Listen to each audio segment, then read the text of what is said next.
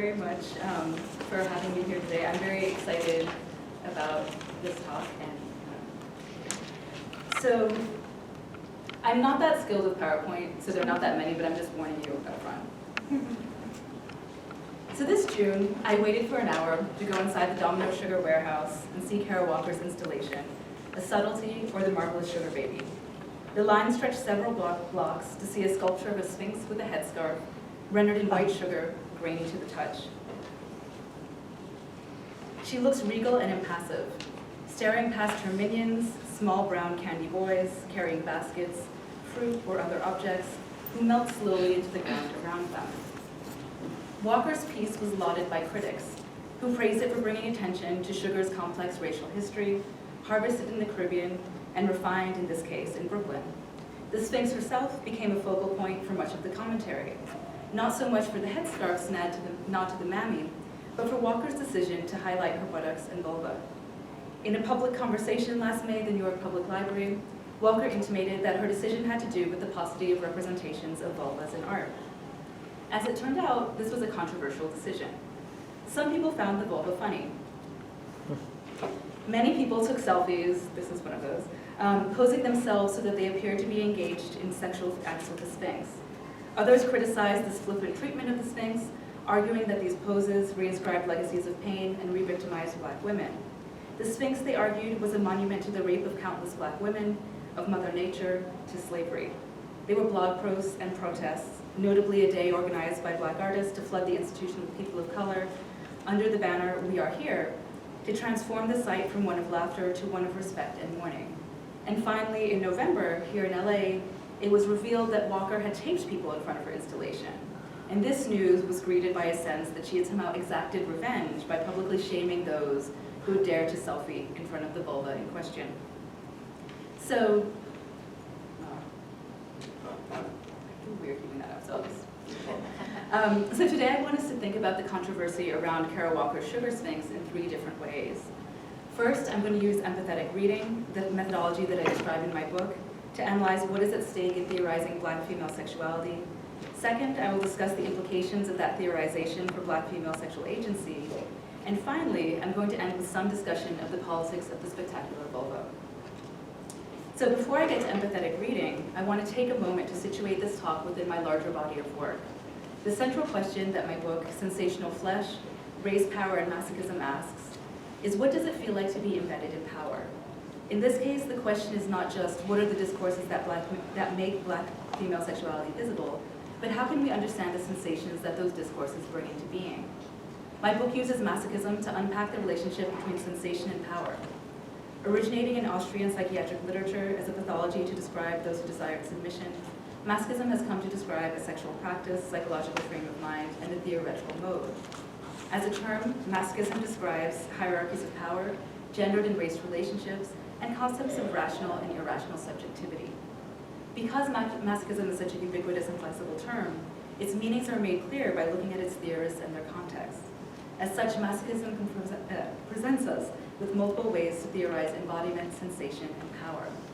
So importantly, I propose moving to sensation as an analytic because it allows us to think about flesh, not as something static and essential, but as something that changes, something that is in motion. So here I want to stress that I'm thinking about sensation as something that can be understood as having cultural and individual weight, rather than as a singular entity with a particular, vexed or not, relationship to perception. So in this way, difference becomes a matter of relationships rather than fixed essences unto themselves. Using sensation as an analytic term allows us to bypass the sometimes problematic particularity of the individual and move towards theorizing the flesh. In part, this is because we can decipher affinities between individual experiences and articulate structures of sensation. While avoid edging toward one or several essences of masochism, these structures of sensation move us closer to theorizing embodiment and difference, and what it feels like to exist in the space between agency and subjectlessness. So in order to do this, we must perform what I term empathetic reading. So drawing on Deleuze's practice of intensive reading, empathetic reading foregrounds both the corporality of reading and the impersonal flows, that is to say, the affects and sensations that texts produce. This set of practices brings attention to the ways that sensation shapes representation and allows me to weave together different tapestries of masochism, from different voices, grouped by sensational affinity. That is to say, grouped by the sensations that they arouse in the reader, rather than historical, disciplinary, or identitary relationships. Following Claire Colebrook, this is a methodology that asks, what are the forces of potentiality hidden in our experienced encounters?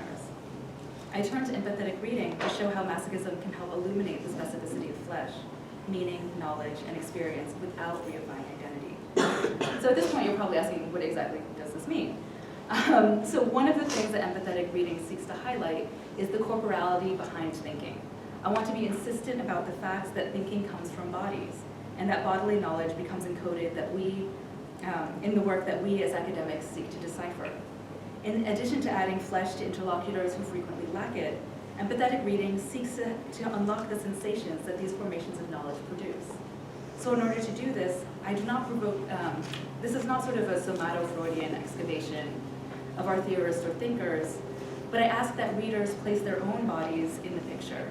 And this is sort of via empathy, which is why it's called empathetic reading, which I envision as a space of multiplicity, not substitution, in order to attend to the sensations that are called up by the material.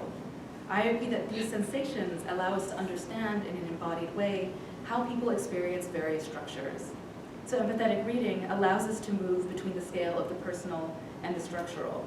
And this is why I argue that we can use empathetic reading to look at Kara Walker's work and to try to understand how various interlocking structures of race and sexuality impinge on the body.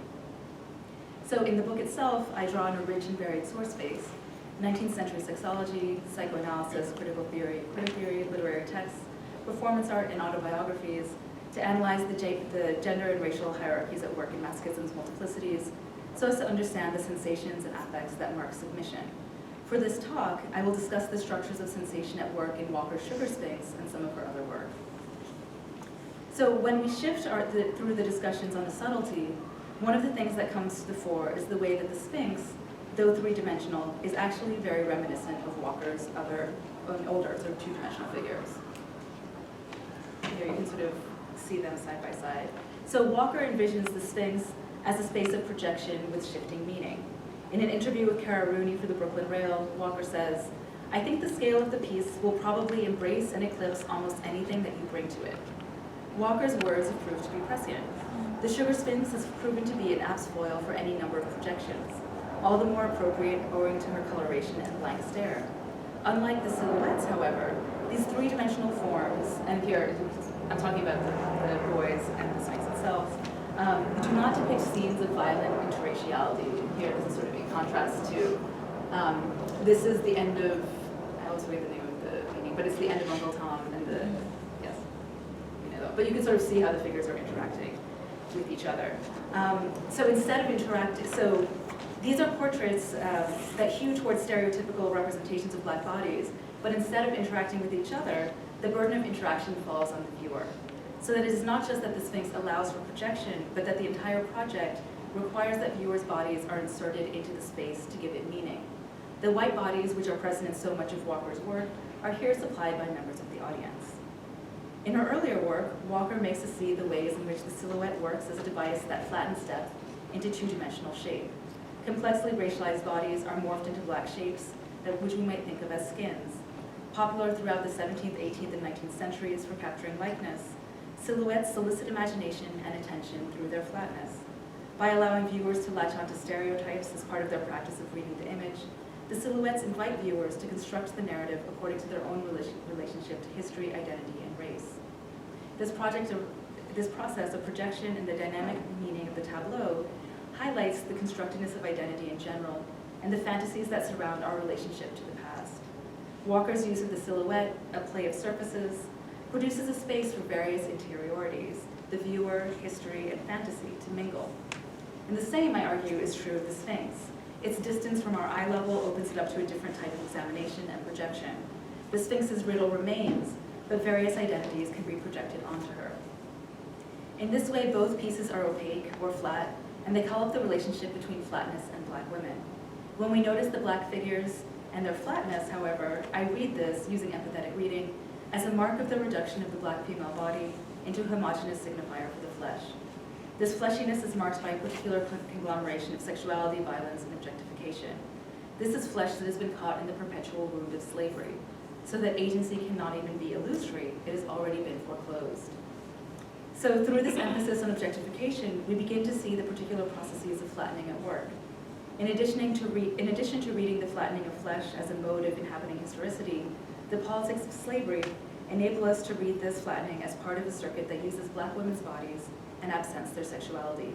So here we might think of Hortense Spiller's insistence that the flesh that Black women inhabit is one that does not allow her access to her own sexuality, but renders her available for the use of others.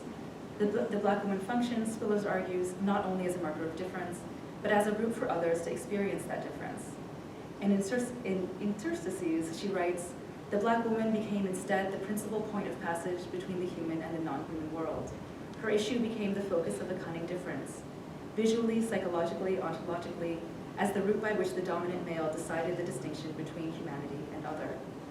Further, she adds, while there are numerous different references to Black women in the universe of signs, many of them perverted, the prerogatives of sexuality are refused to her because the concept of sexuality originates in, stays with, the dominative mode of culture and its elaborative strategies of thought and expression. So even as Black female bodies are sexualized because of their relationship to difference, as is produced by various hierarchies of domination, sexuality is foreclosed for Black women. So what I want to emphasize in this discussion of Spillers is the way in which Black women's alterity becomes coded as sexually available flesh, which Spillers calls pornotroping. This is the wound and flattening that slavery produces. And this is the wound that we can see at work in the controversy over the sugar sphinx. So getting back to the controversy, patrons wrote essays articulating their anger at other people's behavior during the exhibit. Nicholas Power's essay, Why I Yelled at the Kara Walker Exhibit, very descriptive title, describes feeling rage at the commodification of Black pain. He writes, so here it was, an artwork about how Black people's pain was transformed into money, was a tourist attraction for them. A few weeks ago, I had gone to the 9/11 museum and no one, absolutely no one, posed for smiling pictures in front of the wreckage. Specifically, he describes his frustration at seeing people sexualizing the Sphinx. Don't they know this is about rape? I muttered as another visitor stuck out his tongue. Stephanie Watts also describes feeling enraged by other people's responses. Tears from my ancestors turned into hot, angry tears. And the Sphinx's, quote, exposed vulva conjured up emotions about the hypersexualization of Black women throughout America's early years, about the environmental rape of Mother Africa and the West Indies. Watts and Powers both use rage as a framework for unpacking their response to the installation. The Sphinx spoke to both of them effectively in that it recalls a long history and present violence against African American people. Powers wrote that the installation is about rape, while Watts discusses hypersexualization and environmental damage. Both connect the Sphinx to a lineage of Blackness. In that way, they want to imagine a space to absorb the legacy of Black hurt into perspective. Through this process, however, representation also becomes its own wound. The assumption of marginalization works in tandem with the various structures of oppression that it is attempting to highlight and subvert. This produces a double bind in which subjects attempt to avoid these flattening processes, but end up with a different set of constrained behavioral choices. So most notably, we can see this tension in Patricia Hill Collins' critique of controlling images. Controlling images are representations of Black women that hew to, quote, racial sexual mythologies. Varying widely in scope, they depict Black women as licentious, animalistic, libidinous Jezebels, as asexual, comical, masculinized mammies, or as tough, detached, strong Black women. Collins argues that these images proliferate because they justify the continued disciplining of Black women and Black female sexuality, because they are linked to the moral and physical deterioration of the state. In her critique of the various forms of marginalization that these figures enact, Collins seeks to distance representation of Black female subjects and sexuality from them, which is to say that she ends up advocating for self-discipline in order to prevent disciplining from the outside. Walker's emphasis on flatness, then, both plays with and against these tensions. By dwelling on the sensational, we can see the ways that flatness calls attention to the processes that fix Black female sexuality, even as Walker's relationship to these images is ambiguous. Is her work a critique of these processes, or do these representations reinscribe them? These are the central questions in thinking about the reception of Walker's art and the production of her fame. In 1997, the year that Walker was awarded the MacArthur Grant, Betty Saar asked in response to her work, are African Americans being betrayed under the guise of art? And writing in support of Saar's campaign, another critic, Michael Harris, wrote, when we become artists who use pickaninnies as a means to develop notoriety and artistic success, there's no need for a clan. There's no need for any kind of racist opposition because we are so Stockholmers to the point where we begin to oppress ourselves if we're not careful. In addition to voicing anxiety about the ways in which representations of the past cloud the present and further reify notions of black flesh as other, these criticisms speak to the policing of representations of blackness so as to avoid the problem of injury. These critics view Walker as trafficking in woundedness. As Darby English argues, these critiques suggest that, quote, the motivation behind work like Walker's is perceived to be anachronistic in itself, like a fragment of slavery carried over unmodified into the present. Further, English makes clear the link between representation, historic wounds, and present injury when he writes, in order to be communicable, the notion that Walker's work virtually re-implements slavery or its operative psychologizations requires a contemporary perceiver who enjoys an unbroken view of the institution and its mechanisms, who can picture them. So in thinking about the relationship between history and identity that her work stirs within the viewer, Walker provides her own insight into the effective historical gains that she wishes to invoke.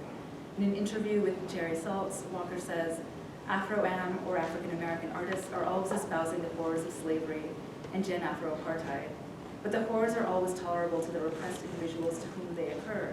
This allows for a stronger sense of masochism in future generations. It makes for riots very colorful. In his discussion of the comment, English interprets Walker's invocation of masochism as having to do with an attachment to a scripted role of submission. Underlying English's analysis is the idea that the passage of time renders the horrors of slavery more abstract and produces a different relationship to them. Masochism then stems from an alienation and an attachment to this history. So while I agree with English's understanding that history plays a large part in thinking through what masochism might mean in this context, I think it's important to emphasize the effective attachments to history that are taking place. In her statement, Walker stresses not only pleasure in remembering history, but suggests that pleasure may have been part of slavery in and of itself. Walker's investment, then, might also be understood as using history to play with the different types of identification that she wishes to facilitate, identifications that may or may not have to do with masochism. By calling forth violence, history, and sexuality in silhouetted form, Walker, I argue, invites us to consider our own relationship to history and how we might make our own identities vis-a-vis this image. More specifically, the complex identifications that the silhouettes produce invite us to think about masochism and the ways in which racialization, shame, and pleasure coalesce through agency and subjectivity. Precisely because of the difficulty of thinking about agency, subjectivity, and sexuality, these forms of identification are often figured as fraught when one is talking about the history of African Americans. As difficult as it has been for critics to merge discussions of masochism with race, the problem is compounded when speaking of black women. The discourses on black female masochism have been dominated by voices from 1980s debates on sexuality. Critics such as Alice Walker and Audre Lorde revile the practice for dismissing the historical record. In contrast to the many articulations of masochism as offering a potential to understand history in new ways, these critics argue that S&M is emblematic of a problem within society. So here, I'm not attempting a prescriptive statement about S&M, but working through these tensions illuminates a great deal about how individual practices of subversion, suspension, or therapy can be read as conservative, regressive, or harmful for society, sort of by the critics. So Alice Walker's critique of S&M in Can the Sadomasochism Be Saved is that individual choices of submission are read as potential reinscriptions of slavery, which is to say that they will produce a collapse between the past and the present. Her short story produces a debate between students in the fictional classroom. A pro-SM student in Walker's class argues for the individuality of the practice. It is all fantasy, she said, no harm done. Slavery, real slavery, is over after all. Walker's retort, which she voices as a black female student, describes these fantasies as regressive and harmful because they cannot be contained by the individual and threaten to reproduce historical violences against black women. In addition to recalling the specter of the suffering black body, Walker articulates, this is Alice Walker, articulates a slippery line between fantasy and reality and individuals in society. In this rescripting of history, the particular historical suffering of black women is used as grist for other people's erotic benefit and threatens their contemporary freedom. The fear that Walker describes is that social order will slip away. It is a fear not only of temporal suspension, but of reverting to a prior time. Building on this idea, Audre Lorde argues that sadomasochism is perceived to operate on the level of the individual, but is actually about the manipulation of society. Lorde's description of the politics of sadomasochism is a reminder that the individuality is structured on forces such as capitalism and is articulated through notions of privacy. In effect, Lord argues that black women are seen as representatives of their race, and as such do not have the luxury to partake in individual projects that suspend time, because they are already assumed to be living in the past. So in many ways, this problem of an impossibly individual black woman is signified by the collapse of the black woman not only onto the flesh, but the most objectified, most abject sign of fleshiness. In their refusal to allow for individual agency, Alice Walker and Audre Lorde's criticisms of S&M speak to the ways in which sexuality has been foreclosed as a space for black women. Thus, they enact Hortense Spiller's argument that black women are discursively outside of sexuality and individuality. Importantly, this reading also collapses racialization with masochism, forgetting that masochism, despite the forms it takes, is always elective. So here we see the stakes of flatness as a sensational structure.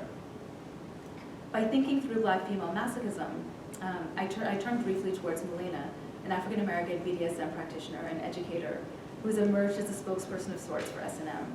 So while Melina's status as an individual who practices S&M would seem to foreclose questions regarding the possibility for black women, which is the subtitle for this talk, I'm interested in reading her own statements about SM and other people's writing on her in order to analyze the way she navigates the collapse of subjectivity, agency, and sexuality in a system where one would assume she does not have access to these things. So Melina has been interviewed extensively about SM and her attraction to it.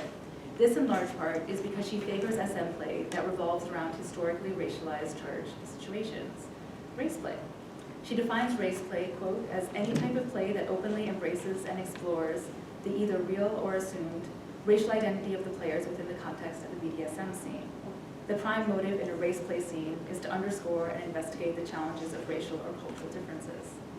So though there are numerous possible ways to enact race play, this explicit foregrounding of historical circumstance of oppression remains constant. So Melina argues that race play serves a therapeutic function.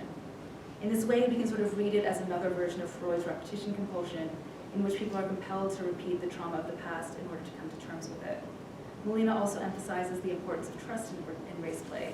This reopening of the wound, as Melina describes it, requires particularly attentive participants so that the therapeutic function is preserved.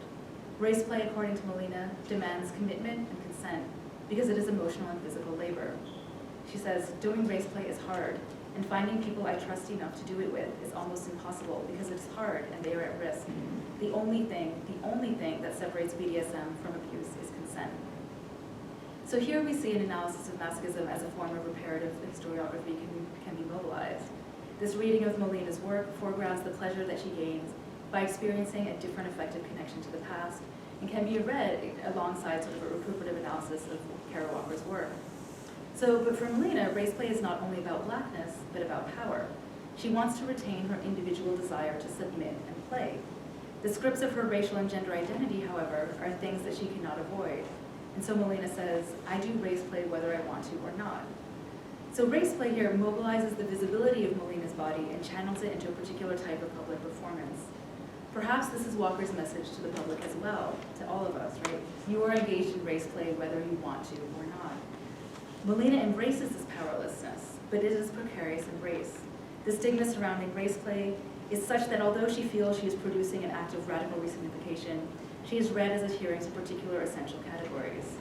This reading of Melina's performing false consciousness is precisely the difficulty that Alice Walker and Audre Lorde describe. In this reading, we return to the flattening of the black female subject into the fleshy limit in society of theory. Melina's status as a black woman shapes the way that she is perceived and the ways in which she interacts with others. Most pressingly, it produces her as a member of a category, which limits her ability to be read as possessing individual agency. There is, however, another aspect of critique in Melina's participation in race play. Even as her performances of self may be difficult to disentangle from marginalization, she uses the practice to illuminate the workings of racialization in general.